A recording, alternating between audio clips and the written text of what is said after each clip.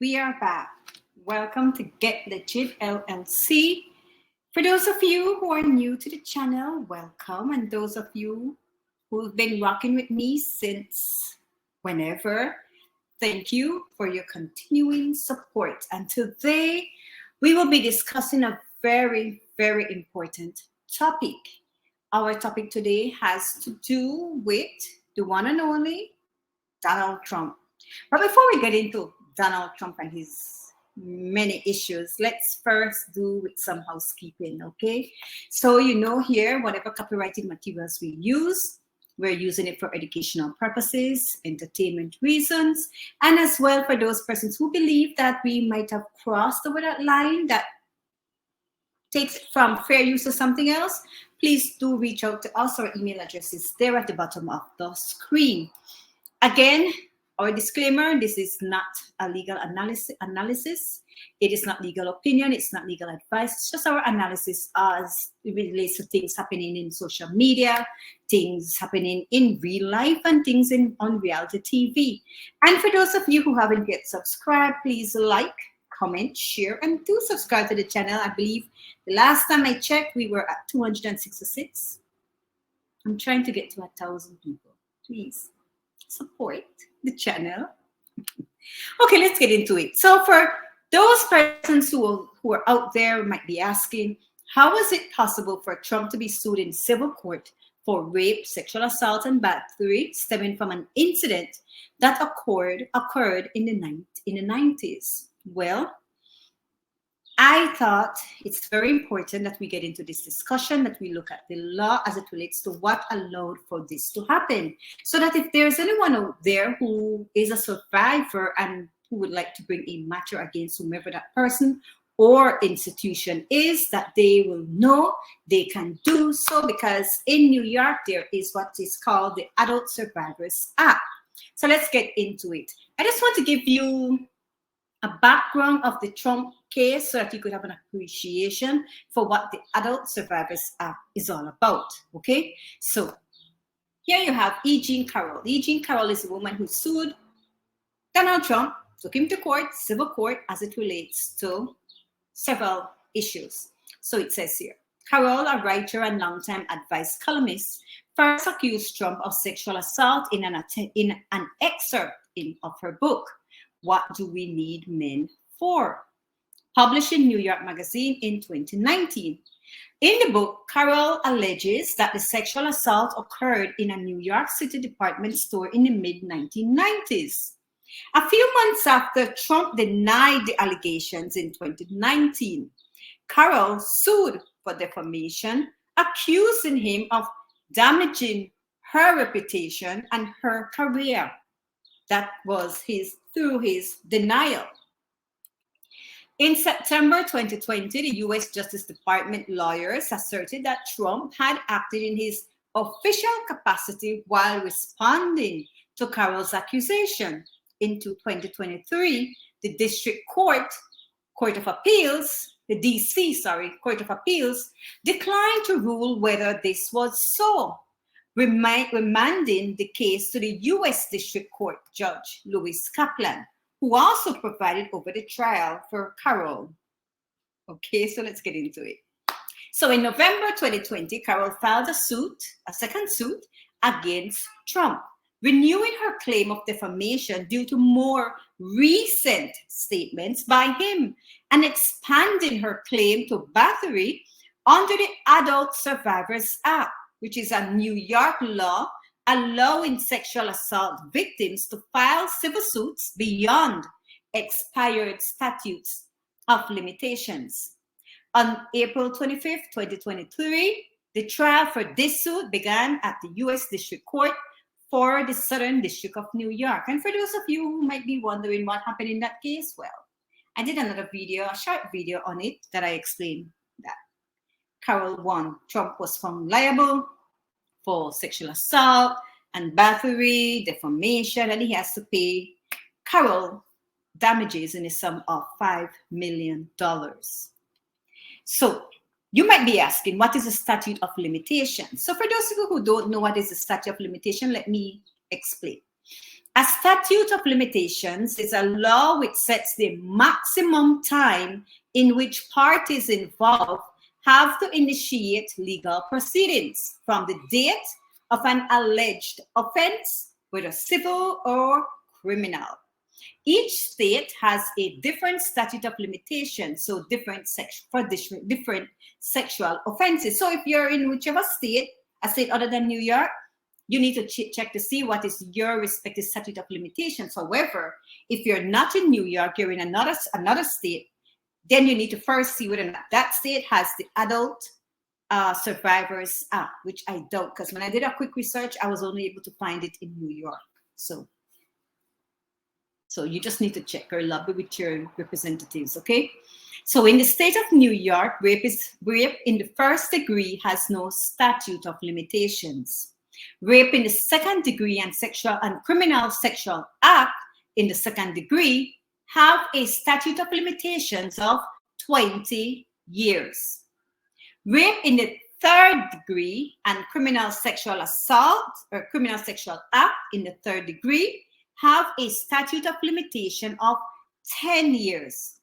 Please note that even if you believe the statute of limitation on your assault has expired, there are many exceptions to these general laws, and an attorney should always be consulted about your legal options. So please note, even though the statute of limitation is saying 10 years and 20 years respectively for the different levels of rape and sexual assault, you need to speak to an attorney so that attorney could then look at it, because as in law, there is always exceptions. So there are some exceptions within which you could probably find yourself in and then make good arguments to say why the exception applies to your case and why the limitation period can stop running based on your exceptions, okay? So please, if you fall within any of these categories, please speak to an attorney, okay? So it says the Adult Survivors Act window is open to survivors of any sexual offense listed in Article 130 of the New York State Penal Code. My assailant is dead. Can I still pursue a case? Some people might be asking that, right? Well, even if your assailant is dead, you can still sue their estate. If any other individuals or institutions were responsible for enabling the abuse, they can also be sued under the Adult Survivors Act. So what is important to understand is that it's not just the individual. If, let's say, it happened at a school and the school knew and you reported it, and if you could prove that there was enough for that school to have known what was taking place and they turned a blind eye, then you can also bring your civil suit against that institution. So it says a criminal case is a case brought by the state against someone who committed a crime. Now, this is where I'm going to explain to you what is a criminal case and what is a civil case. Remember, under the Adult Survivors Act, we're talking about civil cases, okay? So a criminal case is a case brought by the state against someone who committed a crime. The accused is held accountable by the state, and if found guilty, can face jail time or other denials of their liberty, because the penalties involve denials of liberty. The burden of proof is very high. The burden of proof in any criminal case is beyond a reasonable doubt. Civil case. Now, this is where the Adult Survivors Act can occur in civil cases. That is what you take your matter, okay? So it says a civil case is where the perpetrator, in this case, Trump, the perpetrator, or any other responsible parties are held responsible directly by the victim. So you had Trump and you had E.J. Carroll. So Trump, the perpetrator, the victim, E.J. Carroll, and so that person is held directly responsible, okay? And must make reparations directly to the victim. Hence the reason why that $5 million that Trump has to pay, that $5 million is not to go to the state. That $5 million is to go directly to E.J. Carroll. So, and must make reparations directly to the victim. If found guilty in a civil trial, a defendant would have to pay the victim for the damage caused, and can also be subject to other non-monetary conditions. Because the penalties are monetary and don't involve the denial of liberties, which means a person don't go to jail, the burden of proof is lower than in criminal cases, to a preponderance of the evidence. Okay. In some jurisdictions, I know they use the word balance of probabilities, so they're the same. So what is the New York Adult Survivors Act? For those of you who might be asking, well, in a press release dated January 11, 2022, it was announced that the Senate Judiciary Committee passed the Holliman-Rosenthal Adult Survivors Act, and that was announced in a press release. So the press release states, New York, today the Adult Survivors Act, and it says the section, sponsored by Senate Judiciary Committee Chair Brad Hoylman, Manhattan, and Assembly Member Linda B. Rosenthal, also from Manhattan, passed the Senate Judiciary Committee. This legislation would create a 1 year, and I say again, 1 year window for the revival of time-barred civil lawsuits based on sex crimes committed against individuals who were 18 years of age or older. So you have 1 year, and you would have had to be an adult, okay, when this incident took place. Senator Brad Hoylman said, whether your abuser was a famous actor or your family member, you deserve your day in court, which I agree. But for far too long, our justice system has failed survivors of sexual assault. New York has made historic strides to protect survivors by passing the Child Victims Act and prospectively extending the criminal and civil statute of limitations for adult survivors. But we must do more for those who were shut out of the courthouse by New York's formerly inadequate statutes of limitations. I proudly stand with Safe Horizon Assembly Member Rosenthal and so many incredible survivor advocates in the fight to pass the Adult Survivors Act. I am grateful for Senate Majority Leader Andrea Stewart Cousins' firm commitment to fighting for survivors of sexual assault. Assembly Member Linda B. Rosenthal, chair of the Committee on Social Services, said, and I quote, the Adult Survivors Act, ASA, will provide survivors of sexual assault an opportunity to seek justice, and perhaps a measure of closure in the courts. Just like the Child Victims Act, New York's short statute of limitations on sexual assault protects abusers and the institutions that harbored them. As we fight to move toward a survivor-centered and trauma-informed system of justice, it is vital that New York right a grievous wrong by passing the ASA into law. My colleagues in the New York Assembly understand the harm that sexual violence causes survivors, and I will fight alongside Brad Hoylman in New York State Senate to see the ASA become law. So according to the National Law Review, New York's Adult Survivors Act became effective on November 24th, 2022. The act provides a 1 year look-back window for people to seek civil remedies for sexual abuse they experienced after they turned 18, regardless of what year the abuse occurred. So it could have occurred in the 60s, in the 70s, in the 80s, in the 90s, in the early 2000s. It doesn't matter. This law adds critical energy to the ongoing momentum of the #MeToo movement, allowing survivors to file suit against both their abusers and the institutions that enabled them. The 1 year look-back window lasts until November 23rd, 2023. Remember I said you got 1 year? So it's from November 24th, 2022 to November 23rd, 2023. So as of today, survivors have just over 10 months to take advantage of the law. The following guide provides context and recommendations for understanding and using New York's Adult Survivors Act.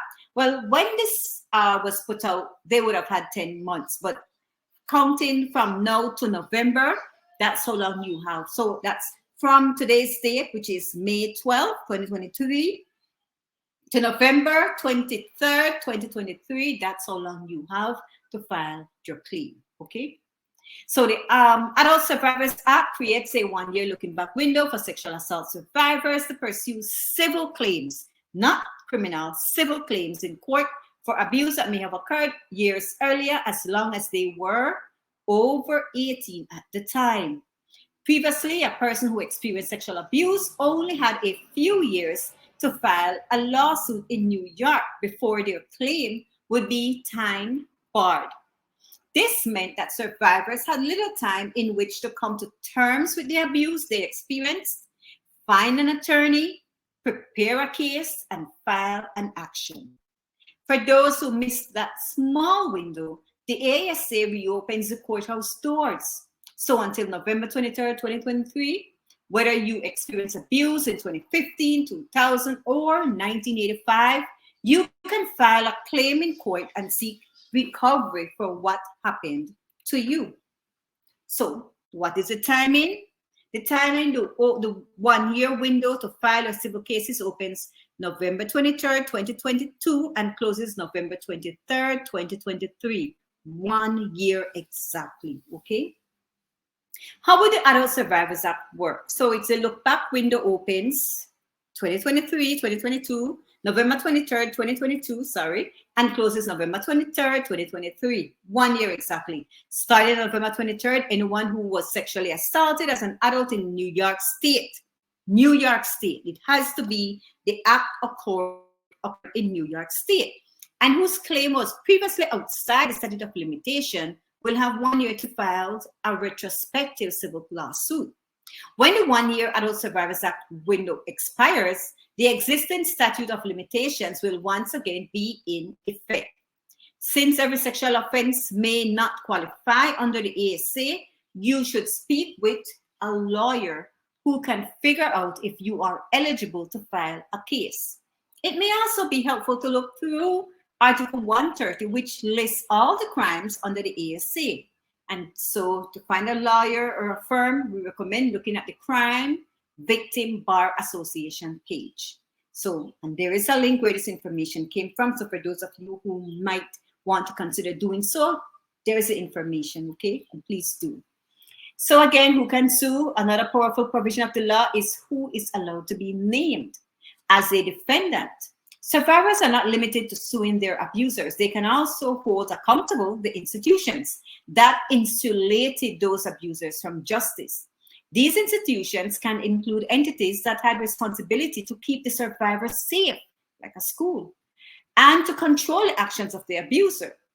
Claims against the institution can involve both intentional and negligent acts. If your abuser was part of a larger organization that contributed to or failed to prevent, notice, or stop the abuse, the ASA empowers you to go after that organization. This provision comes directly from New York's 2019 Child Victims Act. It says here over 10,000 people have used the Child Victims Act to sue institutions that had a role to play in their abuse, including churches, hospitals, overnight and day camps, and schools. For example, a large number of Child Victims Act cases named the Roman Catholic Church and the Boy Scouts of America as institutional defendants. The ASA, that is the Adult Survivors Act, provides a similar recourse to justice.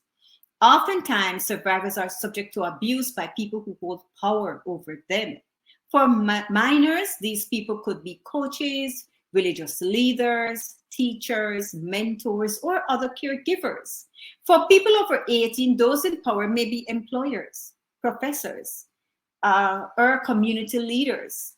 The Adult Survivors Act enables adult survivors to sue the institutions that gave their abusers power and protected those abusers from answering for their actions. The institutional defendant provision of the ASA, the Adult Survivors Act, opens significant larger opportunities for recovery. As institutions oftentimes have deeper pockets than individual abusers, examples of institutions that could face liability under the ASA includes employers, colleges, and universities, social organizations such as fraternities and sororities, medical practices, and facilities that house people with disabilities. Any entity that knew about or should have known about and stopped the abuse could be on the hook. So who could benefit from the Adult Survivors Act? Well, anyone who was sexually assaulted as an adult in New York State. Remember, New York State.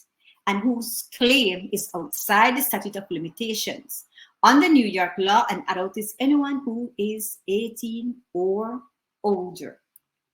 So you can use the ASA even if you have previously tried to file but had your suit dismissed as untimely, meaning you were out of time, meaning the limitation period had already passed, okay? So the ASA can revive your claim only if it was dismissed for failure to file by the statutory deadline. If your claim was dismissed for other reasons, this law cannot fix that.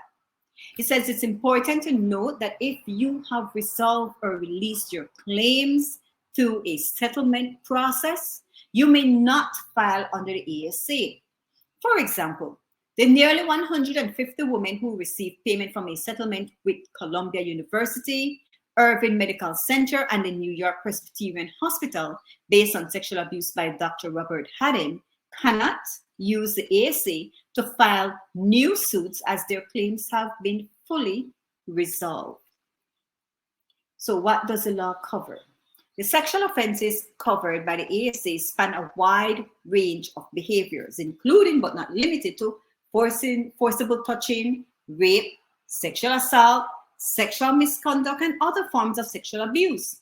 Not every sexual offense is covered under the ASA, and an attorney can help assess whether your claim falls within its provisions. So you might be asking, why do we need this?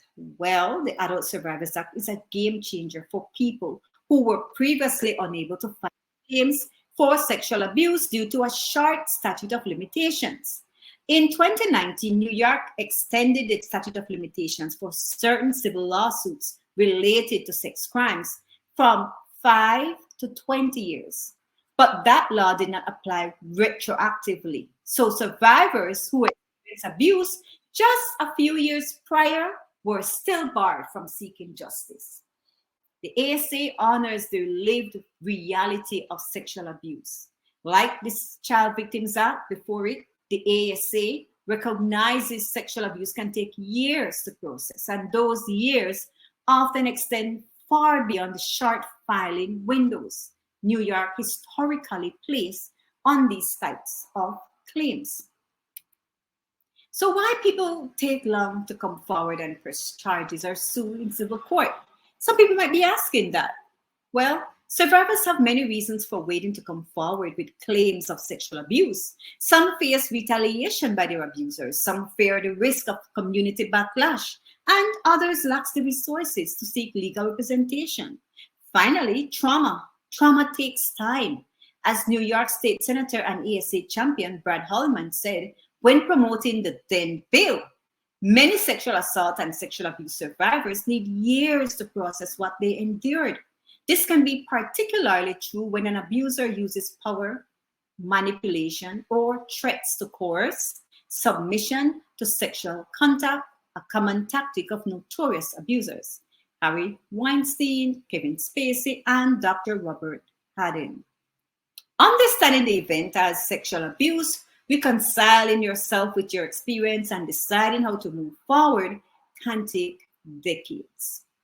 The ASA is an effort to respect this process and empower survivors to hold their accused abusers accountable.